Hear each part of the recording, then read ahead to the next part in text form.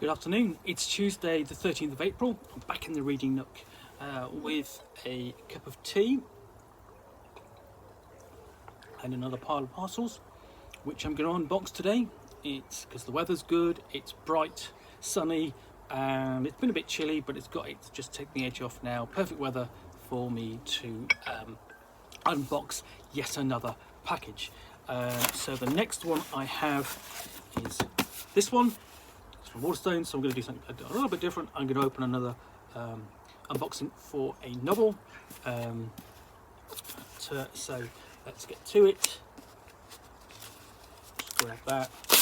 Oh, that's typical. Always, sometimes. Yeah, see the problem? It's not the little plastic insert they use. They want you to grab and pull and tear the cardboard. Just displaced a bit. So, I'll grab hold of the book. Oh, what's that?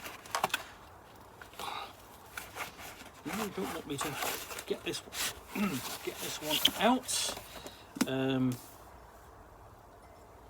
this one is The Survivors. It's by Jane Harper.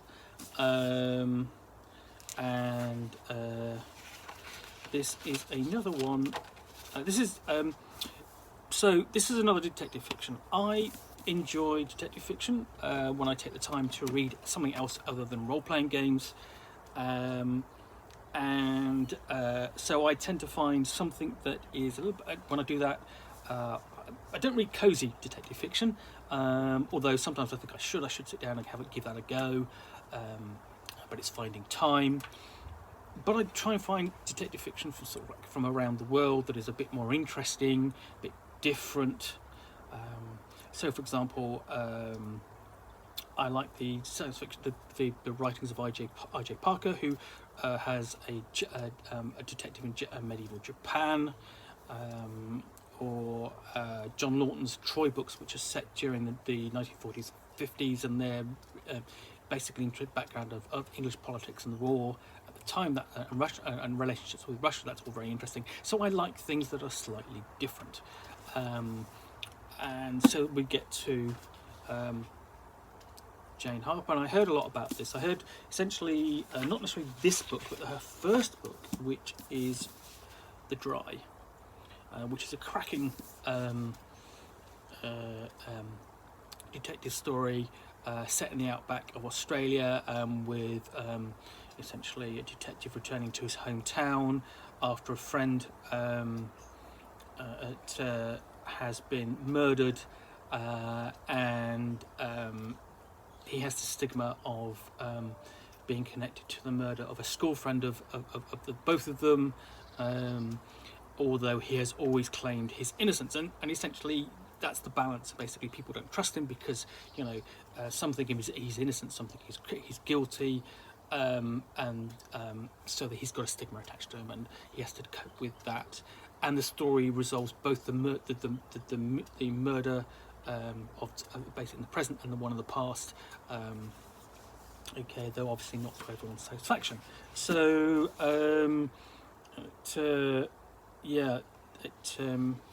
this is a bit different. I don't think it involves the same characters.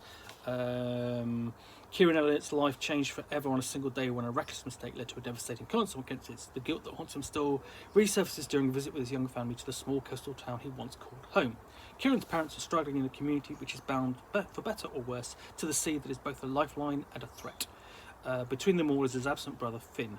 When a body is discovered on the beach, long-held secrets threaten to emerge, and the murder investigation that follows. A sunken wreck, a missing girl, and questions that have never washed away.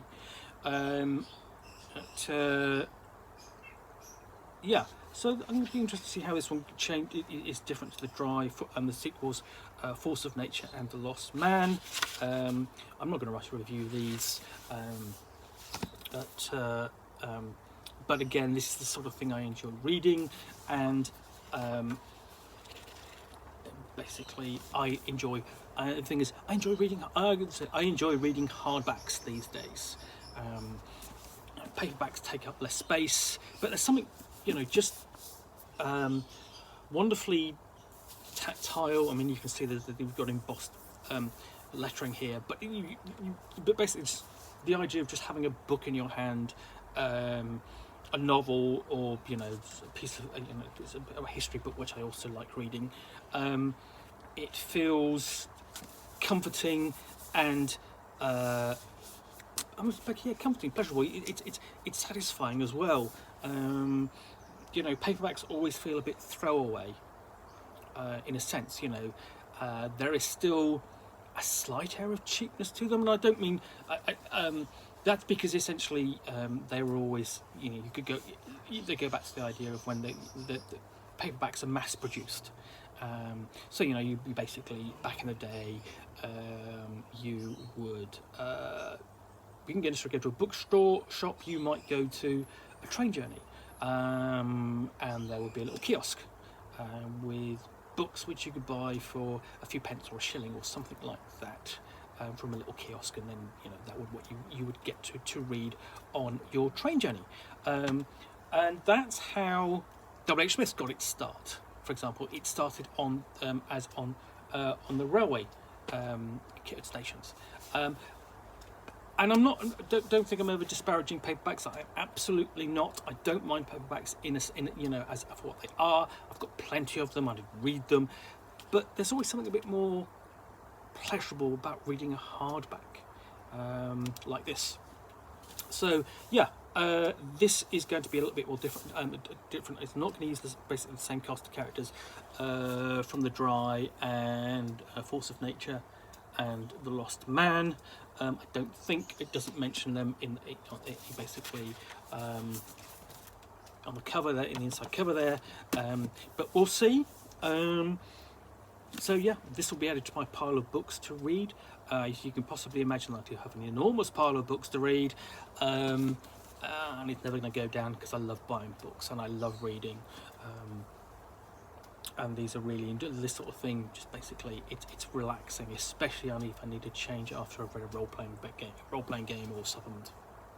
So yeah, basically not much to talk about because I haven't read it and I don't know which one this one is about, but I look forward to reading it when I have a chance. But in the meantime, thank you very much for watching another unboxing in the Nook. If you've enjoyed this, please click the like button down below.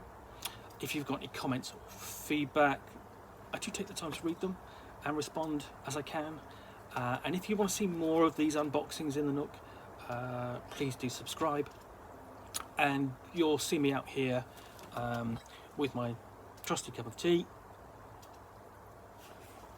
and something interesting to unbox as and when they arrive. Thanks again for watching, and I'll be back again with another unboxing in the Nook. Bye for now.